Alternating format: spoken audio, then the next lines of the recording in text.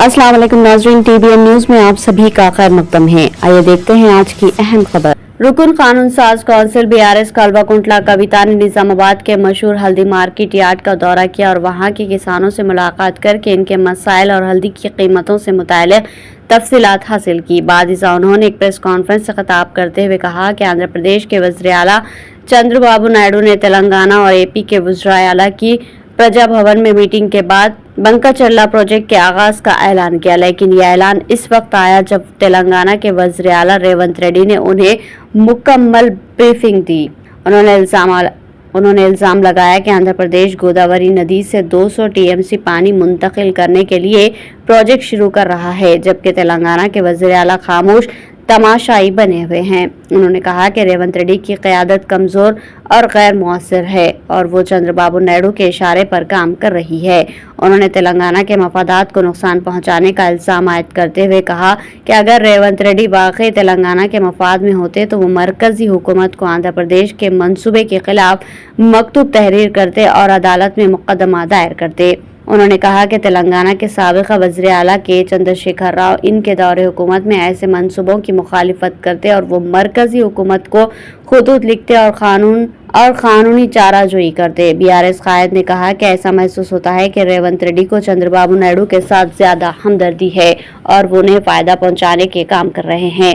MLC कविता ने मरकजी हुकूमत पर भी सख्त तनकीद की और कहा कि अगरचे गजट में हल्दी बोर्ड का ऐलान किया गया, लेकिन इसको कानूनी हैसियत नहीं दी गई, जिसकी वजह से हल्दी की कीमतें मुसलसल गिर रही है। उन्होंने कहा कि अगर बोर्ड को कानूनी तहफ़्फ़ुज़ हासिल होता है तो नाक़िस मियार की हल्दी की दरामद पर रोक लगाई जा सकती थी और इससे मुकामी किसानों को बेहतर कीमत मिलती।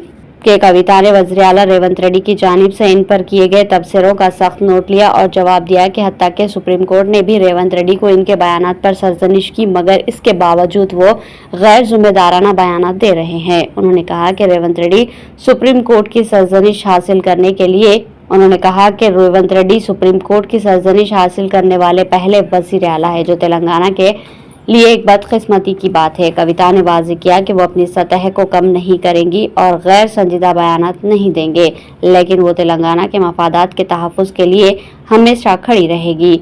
BRS कायद कविता ने अपने खिताब में कहा कि वो हल्दी बोर्ड को कानूनी हैसियत दिलाने और कम अज़ कम इमदादी कीमत के लिए अपनी जद्दोजहद जारी रखेंगी। उन्होंने रियासती हुकूमत को खबरदार किया कि अगर किसानों के साथ इंसाफ ना किया गया तो वो मज़ीद सख्त इक़दामात करने पर मजबूर होंगी।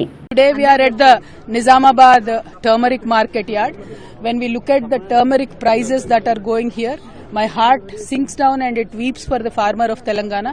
The rate of turmeric has fallen so bad that it is not going to work out for any farmer in Telangana. Unfortunately, the entire commercial workers have been cartelized here and they are ultimately making sure that the farmer is getting the lowest possible rate.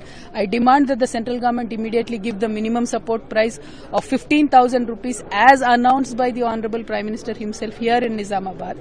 They also gave a turmeric board as announced, but the turmeric board bill was not passed in the parliament. Unfortunately, there is 0 rupees given to the turmeric board in this budget this time, so that is not of any use to the farmer.